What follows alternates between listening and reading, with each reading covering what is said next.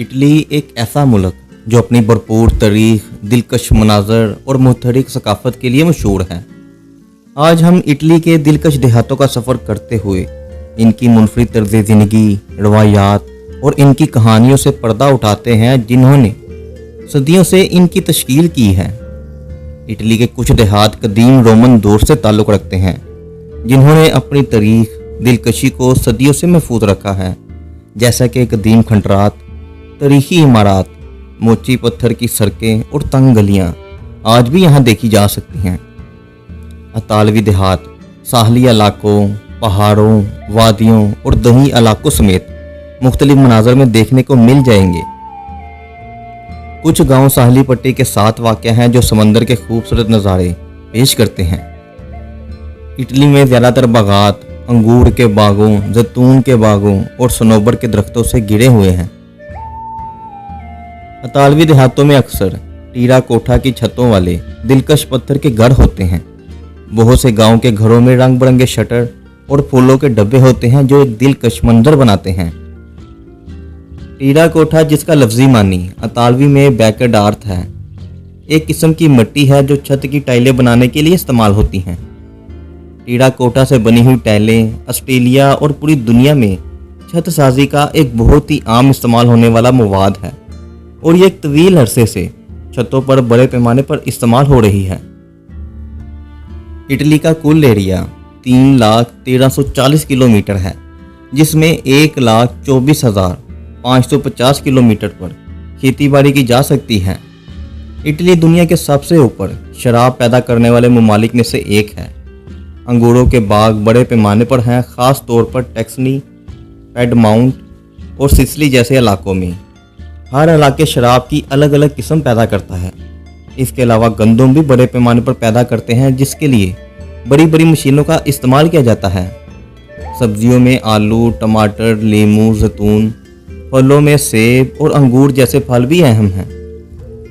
इसके अलावा भेड़, बकरियां और गायें के लिए बड़े बड़े फार्म होते हैं, जहां से मशीनों के जरिए ही दूध निकाला जाता है, जिससे खास तौर पर पनीर तैयार किया जाता है। इटली के गांव बहुत से त्योहारों के लिए मशहूर हैं, जो मुकामी पैदावार और तारीखी वाक़यात से लेकर मजहबी रवायात और लोक दास्तानों तक हर चीज़ के त्यौहार मनाते हैं, जैसे अंगूरों की कटाई के त्यौहार, जैतून की कटाई के त्यौहार, पनीर का त्यौहार से लेकर शराब के त्यौहार।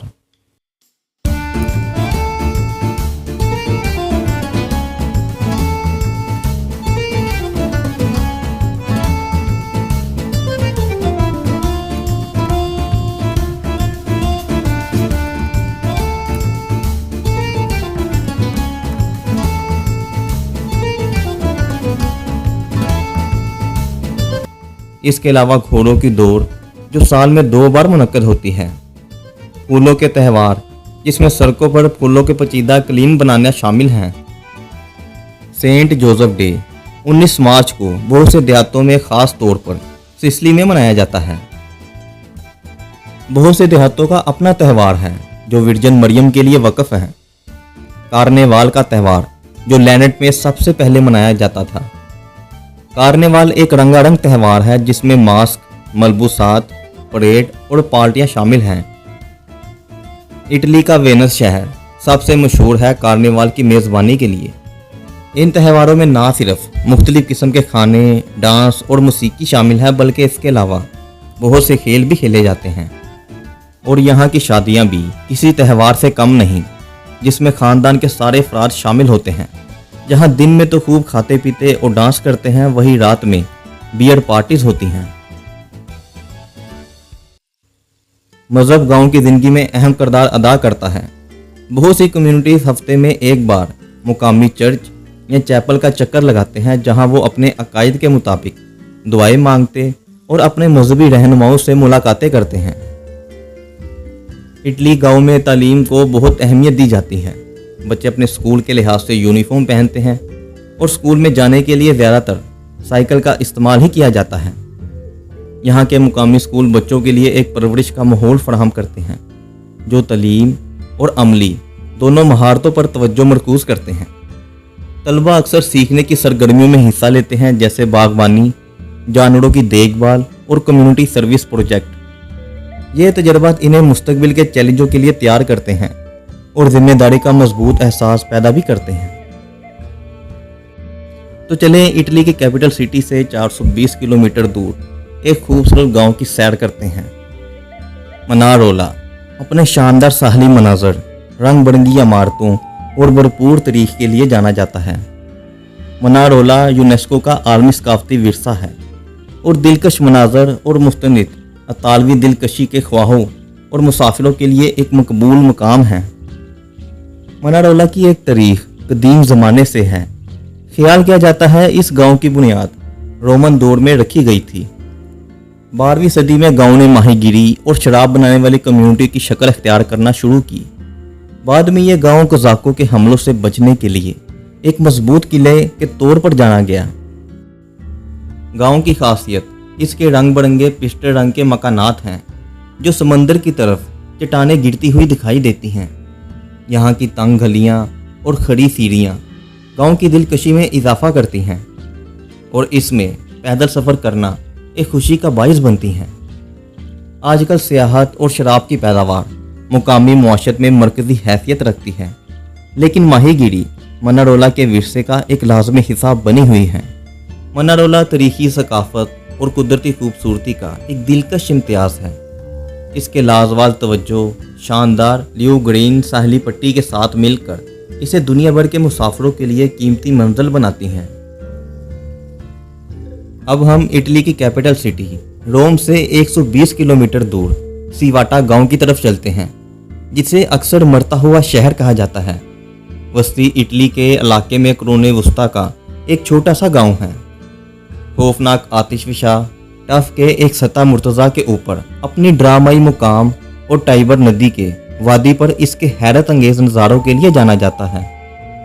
7वीं सदी कबले मसीह के आसपास इसे आबाद किया गया था। एट्रोस्कैनस ने इब्तदाई बस्तियां कायम की। रोमन दौर के दौर में सीवाटा एक फलता फूलता शहर बन गया। रोमियो ने सड़कों, मंदिरों और दीगर बुनियादी ढांचों को तमीर किया। इस इलाके को वसी तर रोमी सल्तनत में जम कर दिया। यह कस्बा बहुत से गिरजाघरों, खकाहों और बढ़ती हुई आबादी का घर था, जो एक पहाड़ी सतह मुर्तज़ा पर वाक़या है, जिसके चारों तरफ खड़ी घाटियां और कटी हुई चट्टानों से घिरा हुआ है। गांव तक वाहिद रसाई एक तंग पैदल चलने वाले पुल के जरिए है, जो इसके अलग थलग और दिलकशी में इजाफा करता है। गांव की गैर यकीनी सूरत हाल है। कभी भी बारिशें, तेज़ हवाएं और जंजलों की वजह से ये शहर मुसलसल कटाव का नतीजा बन रहा है। इस अमल की वजह से सतह मुर्तज़ा के बड़े हिस्से के गिरने से ड्रामाई मंजर पैदा हुआ और इन चीज़ों ने सीवाटा को मज़ीद अलग थलग कर दिया। मरकज़ी चौक में वाक़या यह मरकज़ी चर्च 7वीं सदी का है, लेकिन इसे नशात सानिया के अंदाज में दोबारा बनाया गया। सीवाटा में क्रोने वस्ता के नशात सानिया की इमारतों को अच्छी तरह से महफूज रखा गया है। कस्बों की तंग गलियां, पत्थर के मकानात और अजीबोगरीब चौक मुस्तनिद तारीख इसे एक अलग माहौल फराहम करती है। गांव साल भर में कई सकाफती और मजहबी त्यौहार की मेज़बानी करता है, जिसमें सबसे अहम गधों की दौड़ है। सीवाटा की मुकामी मुआशरत बुनियादी तौर पर सियाहत पर मबनी है। छोटी दुकानें, रेस्टोरेंट और रिहाइश ज़ाहरीन की ज़रूरियात को पूरा करती हैं। सीवाटा इटली की भरपूर तारीख और इंसानी रिहाइश और फितरत के दरमियान नाजुक तवाज़ुन के सबूत के तौर पर खड़ा है। इसकी बका और तहफ़्फ़ुज़ के लिए मुसलसल तवज्जो और देखभाल की ज़रूरत है, जो उसे देखने वालों के लिए एक मुनफरिद और दिलकश मंजिल बनाती है। अब हम इटली की कैपिटल सिटी रोम से 270 किलोमीटर दूर सान गमाग्नानो की तरफ चलते हैं। ये एक दिलकश क्रोने वस्ता का कस्बा है। अपनी अच्छी तरह से महफूज टावर्स, भरपूर तारीख और शानदार मनाजर के लिए मशहूर है। इस कस्बे के इर्द गिर्द के इलाकों को एट्रोस्कैनस ने 3री सदी कबले मसीह में आबाद किया था। ख्याल किया जाता है कि इस कस्बे का नाम बिशप सैनट जमयेनियन से लिया गया था। इसके बारे में कहा जाता है कि इसने इस शहर को अटीला हंस से बचाया था। 12वीं और 13वीं सदी में अपने अरूज के दौरान अमीर खानदानों ने अपनी ताकत और असर व रसूख की अलामत के तौर पर बहुत से टावर बनाए थे। एक वक्त था जब यहाँ 72 से ज़्यादा टावर थे, जिनमें से 14 आज भी यहाँ खड़े हैं।